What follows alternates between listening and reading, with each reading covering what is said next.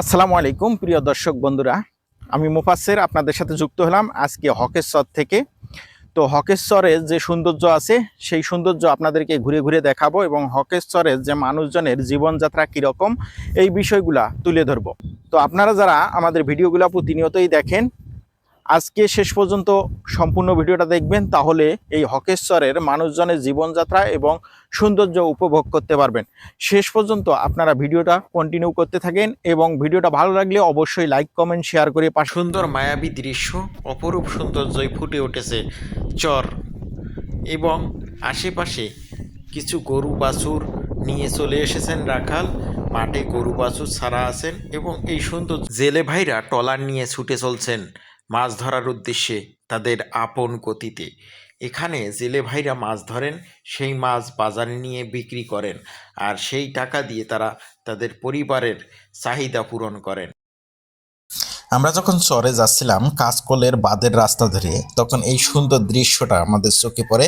আপনারা দেখেন রাস্তার ধারেই কোনো নদীর কিনার এবং সুন্দর নদীর কিনারের উপরেই কিছু গাছগাছলা।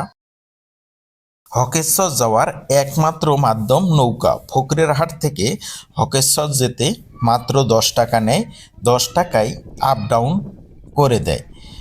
এখানে শত শত যাত্রী এভাবেই অপেক্ষা করে, কেউ নদী পার হয়ে দাঁড়িয়ে তার গন্তব্যস্থানে যাওয়ার জন্য অপেক্ষা করে, আবার কেউ নদী পার হওয়ার জন্য অপেক্ষা করে।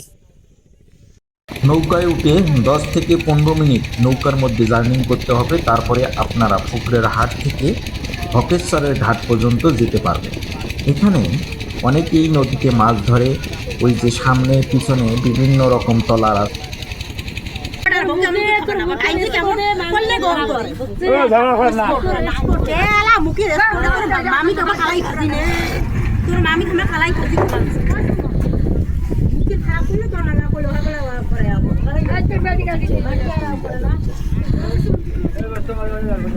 নৌকাতে উঠে এই সৌন্দর্য উপভোগ করছিলাম, আর কিছু মানুষ তখন নৌকাতে উঠছে, তাদের পারিবারিক কিছু বিষয় নিয়েও কথা বলছে।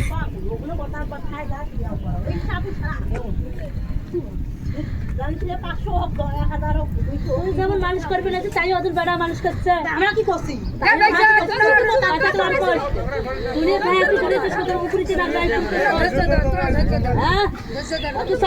হবে নাকি ভাই? আমি বারো তুই কথা খবর পা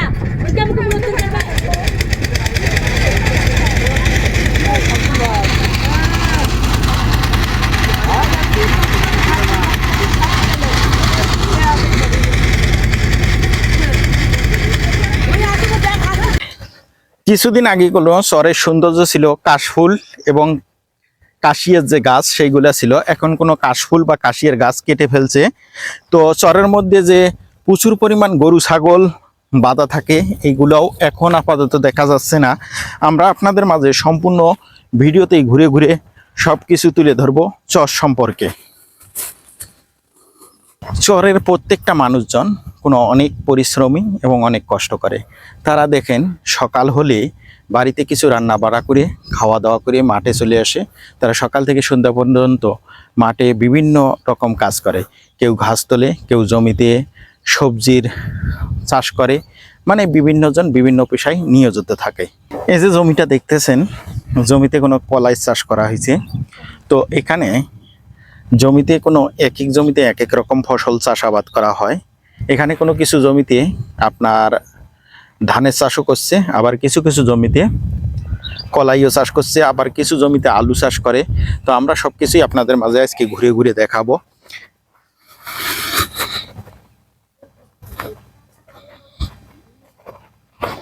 এখানে ছাগল গরুতে ঘাস খায়, মানে প্রচুর পরিমাণ সৌন্দর্য আছে। নতুন নতুন এই গ্রামের মধ্যে নতুন নতুন কিছু বাড়ি ঘরও আছে, আমরা সেই বিষয়টা আপনাদের মাঝে তুলে ধরবো।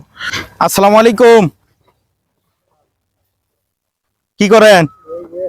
গরু ঘাস কাটছেন? কে ই নাই এখন, ঘাস তেমন নাই নাকি? আপনার বাড়ি কোথায়?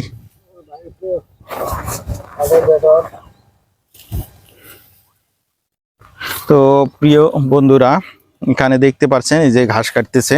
চাচা, নাম কি আপনার? আমার নাম তো নূর ইসলাম। নূর ইসলাম। এই যে এইগুলো নতুন নতুন যে বাড়ি করছে না, মানুষ থাকে? মানুষ থাকে। মানুষ থাকে। এইগুলা কি কলাই চাষ করছে নাকি? বাদাম বাদাম এগুলা? এই লেখা হয় এইগুলো কালাই কালাই কিনা পাতলা পাতলা না কি এগুলো এমনি হয়েছে? পরে ছোট ছোট পাতা হয় নাই তেমন না? গরু কয়টা আছে আপনার? গরু আছে তো 10-11টা আছে। 10-11টা? একলাই দেখেন? খেলা খেলা কজনে দেখে। এখন আপনার বাড়িতে কে কে আছে? বাড়িতে তো বেটা আছে, গরু আছে। তোমরা কি আলাদা? আলাদাই তো। আমার গরু কতগুলা? আমার গরু নাই। নাই, খালি তোমারে গরু? আমার গরু দুধ বেচেন না? দুধ বেচা বন্ধ করছি। ও, রোজার সময় দুধ বেচাইবেন? হ্যাঁ। তাহলে রোজার সময় দুধ কিনবে রাসা নাকবে নাকি? তো প্রিয় দর্শক বন্ধুরা, চাচার মুখ থেকে কিছু কথা শুনতে পারলেন। তো আমরা সামনে যাব, আরো কিছু দেখাবো আপনাদেরকে। বাড়ি কুতি তোমার? বেডত হ্যাঁ, বেডত বেড কুতি গো? ওই ওই যে এই পাশে হ্যাঁ এতি কুতি গেছিলেন? এটি ছাগল খরাত দিয়েছ খরবাদ দিয়ে গেছেন, এটা তো অন্যায় কাজ। দেই নাই দেই নাই ঘুরে দিছি দিবে? হ্যাঁ? হ, হ্যাঁ দিবে দিন না? দিবে না দিলে আমাকে দাওয়াত দিবেন, আমরা আসি জব করি খামো। দিবে একবার হাতে দিনে তো 10 বার খাওয়া যাবে, তা তো নাকবেন না ছাগল আলার। প্রিয় বন্ধুরা, এই যে এইগুলা দেখতেছেন, এগুলো কোনো বাদামের গাছ। তো এই যে বাদামের গাছ গাছছে। আর একটা জিনিস আপনাদেরকে, সুন্দর একটা জিনিস আপনাদেরকে দেখাই। দেখুন, এই যে বাদামের কোনো সুন্দর সুন্দর ফুল হয়, এই যে চমৎকার কিছু ফুল হয়, তো দেখতে পাচ্ছেন। আর বাদামের গাছগুলা কেবল নতুন কাটছে। পাশের জমিতে ওই যে কলাই, এই যে কলাই, ঠাকরি কালাই কয় এগুলা। আসো, ওটাও বাড়ি আছে। তারপরে এই এডে হয়। এটা হয়, ওটা থাকি ওটাই যা বাদ ছাড়া এই ছাগল গরু বেই করা যায় না। হুম। দুইয়ান মাইছে বাসারে বাতারি যে মরে যায় না। ওই ধুলতে বের মাথা থাকি, এই যে কালার মাথা বেড়াত থাকি। এই বাড়িও তোমার? হ্যাঁ ওই যে যে চাষি গেল, তাই তোমার কি হয়? চমৎকার লাউ গাছ লাগাইছে, লাউ ধরছে, কচু লাগাইছে, নতুন বাড়ি করছে। এই যে একদম নতুন একটা বাড়ির মধ্যে চলে আসলাম। ধরো দেখি, আমার কুড়িগ্রাম। কুড়িগ্রাম? কোথায় যাচ্ছেন? সামনে সামনে বাড়ি ঘর আছে আর অতি কি আত্মীয়র বাড়ি আপনার? আচ্ছা, কাজ করতেছেন। আমরা চাচার সাথে একটু কথা বলবো। তার আগে এই যে দেখুন চরের বাড়ি ঘরের অবস্থা। ভালোই আল্লাহ রাখছি না? কি করবেন এগুলা? ঘিরে দিবেন? না, চেয়ার নাকবেন নয়, চেয়ার নাকবেন নয়। আসলাম অতি ঘুরতে ঘুরতে, তো তো দেখলাম তোমরা একটা কাজ করবেন, দেখছেন যে না কথা কয়া যাই।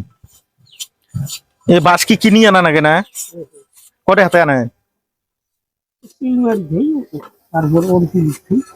সিল।